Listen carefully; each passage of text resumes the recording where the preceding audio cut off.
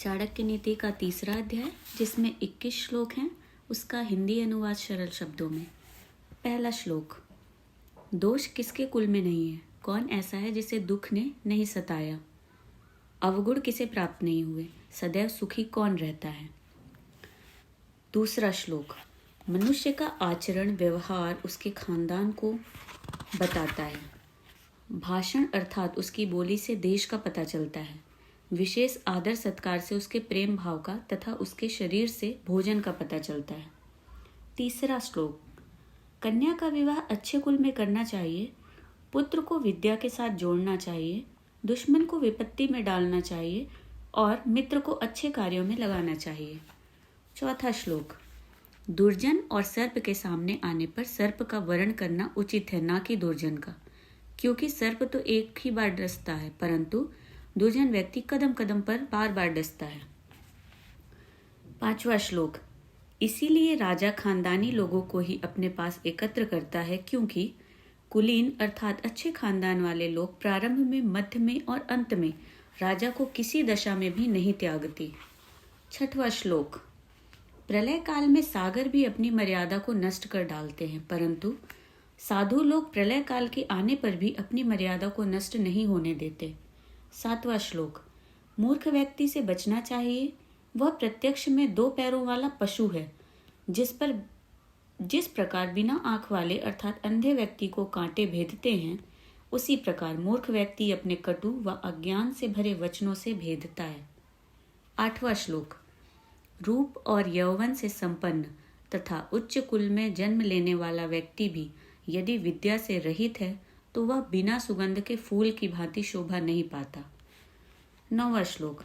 कोयल की शोभा उसके स्वर में है, स्त्री की शोभा उसका पतिव्रत धर्म है, कुरूप व्यक्ति की शोभा उसकी विद्वता में है और तपस्वियों की शोभा क्षमा में है।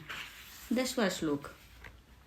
किसी एक व्यक्ति को त्यागने से यदि कुल की रक्षा होती है तो उस एक को छोड़ देना चाहिए। पूरे गांव की भलाई के लिए कुल को तथा देश की भलाई के लिए गांव को और अपने आत्मसम्मान की रक्षा के लिए सारी पृथ्वी को छोड़ देना चाहिए। 11वां श्लोक। उद्योग धंधा करने पर निर्धनता नहीं रहती।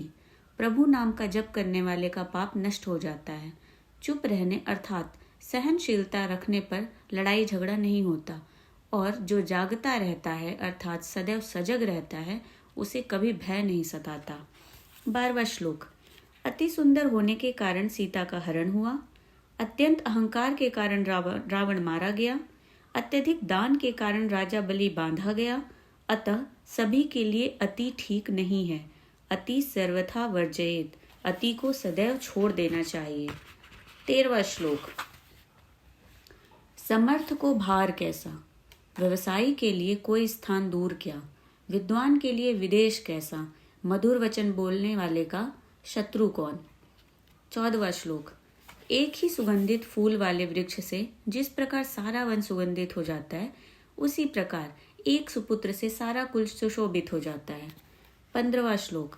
आग से जलते हुए सूखे वृक्ष से सारा वन जल जाता है, जैसे कि एक कुपुत्र से कुल का नाश हो जाता है। 16वां श्लोक। जिस प्रकार चंद्रमा से रात्रि की शोभा होती है, उसी प्रकार एक सुपुत्र अर्थात साधु प्रकृति वाले पुत्र से कुल आनंदित होता है। 17वां श्लोक। शोक और दुख देने वाले बहुत से पुत्रों को पैदा करने से क्या लाभ है? कुल को आश्रय देने वाला तो एक पुत्र ही सबसे अच्छा होता है। 18वां श्लोक।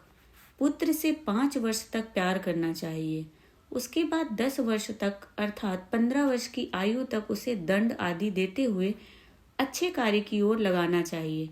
16वां साल आने पर मित्र जैसा व्यवहार करना चाहिए।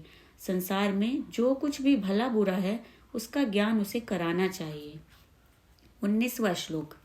देश में भयानक उपद्रव होने पर, शत्रु के आक्रमण के समय, भयानक दुर्भिक्ष अकाल के समय, दुष्ट का साथ होने पर जो भाग जाता है वही जीवित रहता है। 20वां श्लोक। जिसके पास धर्म, अर्थ, काम और मोक्ष इनमें से एक भी नहीं है, उसके लिए जन्म लेने का फल केवल मृत्यु ही होता है। 21वां श्लोक। जहाँ मूर्खों का सम्मान नहीं होता, जहाँ अन्न भंडार सुरक्षित रहता है, जहाँ पति पत्नी में कभी झगड़ा नहीं होता, वहाँ लक्ष्मी बिना बुलाए ही निवास करती है।